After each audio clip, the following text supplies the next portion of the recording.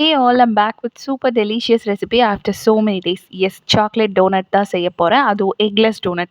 So அது செய்யறதுக்கு 1/2 cup of வார்மா இருக்கிற milk, 1/2 tablespoon yeast, 1/2 tablespoon sugar add பண்ணி நல்லா மிக்ஸ் பண்ணி 5 மினிட்ஸ்க்கு ரெஸ்ட்டில் விட்டால் ஈஸ்ட் சூப்பராக ஆக்டிவேட் ஆகிடும்.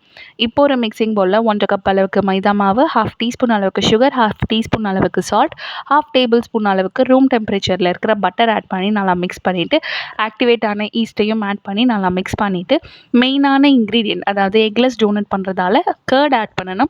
3 டேபிள் ஸ்பூன் அளவுக்கு கர்ட் ஆட் பண்ணி நல்லா மிக்ஸ் பண்ணி எடுத்தால் சூப்பரான டோ ரெடி ஆயிடும். கர்ட் ஆட் பண்ணும்போது கேமரா ஆஃபில் இருந்துச்சு, நான் அதை நோட்டே பண்ணலை. ஸோ கர்ட் வந்து ஆட் பண்ணிக்கோங்க. இப்போ நம்ம டோவை 1 மணி நேரத்துக்கு ரெஸ்ட்டில் விட்டால் டபுள் த சைஸ் ஆகி வரும். இப்போ கொஞ்சமாக மாவை டஸ்ட் பண்ணிவிட்டு நம்ம டோவை நல்லா வளர்த்துக்கலாம்.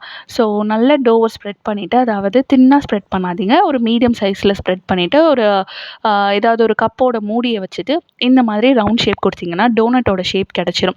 இதை நீங்கள் அப்படியே ஃப்ரை பண்ணி எடுக்கலாம். ஆனால் ஆத்தென்டிக் டோனட் வேணும் அப்படின்னா ஒரு நாசில் வச்சுட்டு நடுவில் ஹோல்ஸ் போட்டிங்கன்னா சூப்பரான டோனட் ஷேப் ரெடி ஆயிடும். ஸோ இந்த டோனட் ஷேப் ரெடி பண்ணிவிட்டு 1 ஹவர் ரெஸ்ட்டில் விட்டதுக்கப்புறமா மீடியம் டு லோ ஃப்ளேமில் ஆயில் நல்லா மீடியம் ஹீட்டில் இருக்கும் போது நல்லா இந்த டோனட்டை வந்துட்டு நம்ம ஃப்ரை பண்ணி எடுக்கணும், கோல்டன் ப்ரௌன் கலர் ஆகிற வரைக்கும். ஸோ இப்போ நம்ம டோனட் சூப்பர் ஸ்பாஞ்சியாக ரெடியாக இருந்துச்சு. நான் இன்றைக்கி சாக்லேட் டோனட் பண்ணுறதால சாக்லேட்டை மெல்ட் பண்ணி மில்க் காம்பவுண்ட் சாக்லேட் தான் மெல்ட் பண்ணியிருந்தேன். ஸோ அதில் டிப் பண்ணி எடுத்தால் சூப்பரான டோனட் ரெடி. கண்டிப்பாக ட்ரை பண்ணி பாருங்கள்.